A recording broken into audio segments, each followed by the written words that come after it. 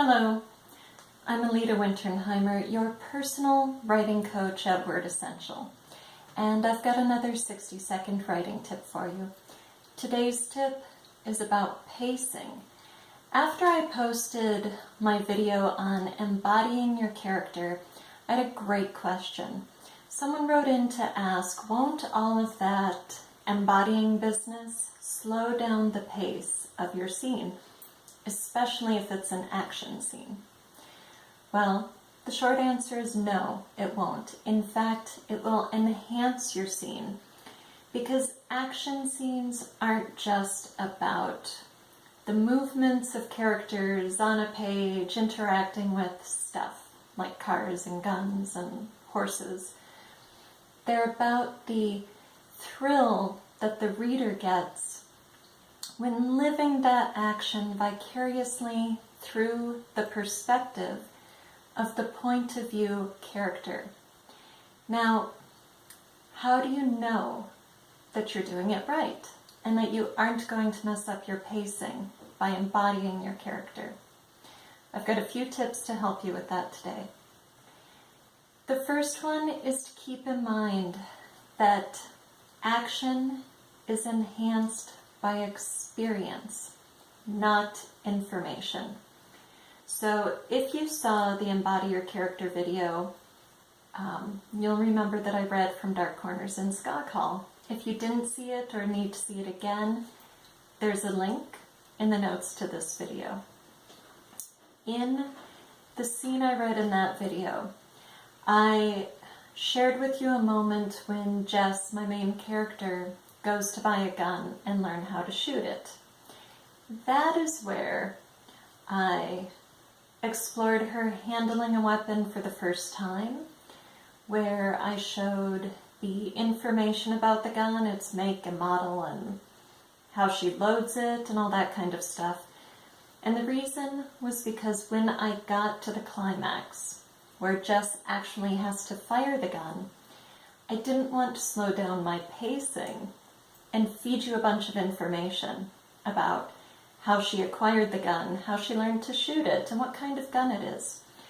All of that was put in a chapter before the climax, where it was appropriate, pacing-wise, to give the reader information. If I had put that information into my climax, it would have ruined the pacing, absolutely, because information, when it's out of place, causes drag. You want to make sure that you introduce new elements before the action scene, not during that scene. So let's read a few paragraphs from the climax of Dark Corners in Skakal. Again, if you need to go back to the Embody Your Character video, I have a link to it in the notes below this video.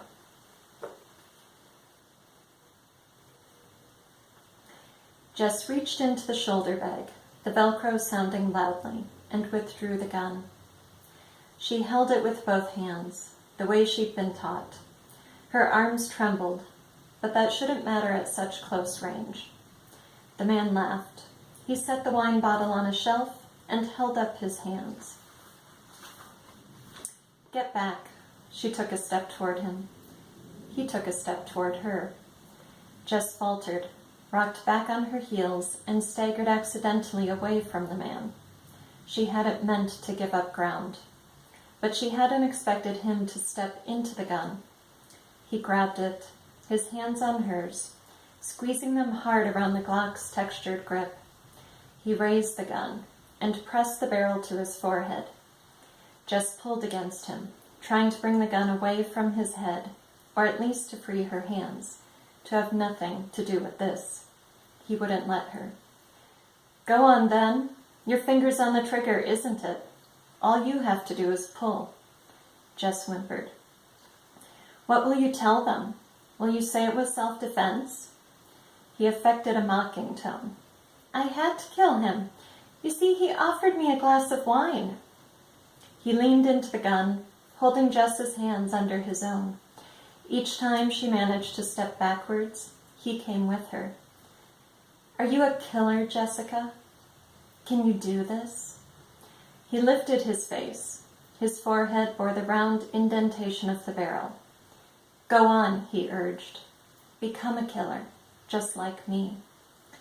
She pulled her finger against the trigger, felt the slack, then the tension. One more tiny exertion. That was all that stood between her killing and not killing somebody. Okay, so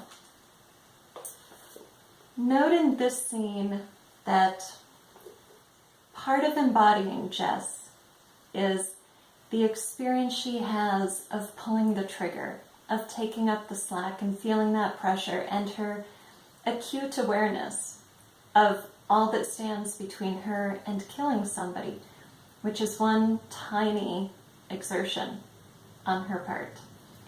Now, if Jess were a police officer or military, she wouldn't feel that moment the same way, because she would be experienced with a gun, she would be used to firing it, and this probably wouldn't be her first time firing it at a person.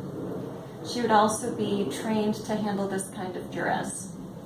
So my character, Jessica Vernon, has never held a gun before she went and bought this one. It's all very new to her. So she has a sort of hyper-awareness that another character wouldn't. And I bring that to bear on this action scene by embodying her. And that helps to raise the tension, because I want the reader to experience this moment the way Jess does, not the way anybody else would do so. Now, here's your 60-second writing tip. It won't even take that long. I've got 3 simple points for you to remember. 1, pacing is enhanced by the experience of the action, not by information about the action.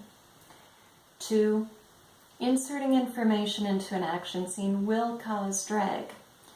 Information is not the same as experience, so do keep embodying your point of view character. And 3, when you have to introduce new elements to a story, like Jess buying her first gun and learning how to shoot it, don't introduce it to the reader during the action scene. Make sure you find a place for it before the action scene. I'm Alita Winternheimer, your writing coach at Word Essential. Thank you so much for watching. Well, that was today's 60-second writing tip. I hope you enjoyed it, and I hope you learned something that you can now apply to your story craft. And if you're writing a book, fiction or nonfiction, I would be happy to help you. I'm a developmental editor and a writing coach, and I help people from idea generation through final revision. I teach people storycraft while focusing on your specific project and your personal needs. Check out wordessential.com. That's where I have my services listed, and you'll also find the Word Essential blog. While you're there, please sign up for my email list. You will receive the 9-page PDF booklet, The Word Essential Guide to Revision. Covers fiction and nonfiction. Thank you so much for watching. Have a great writing day.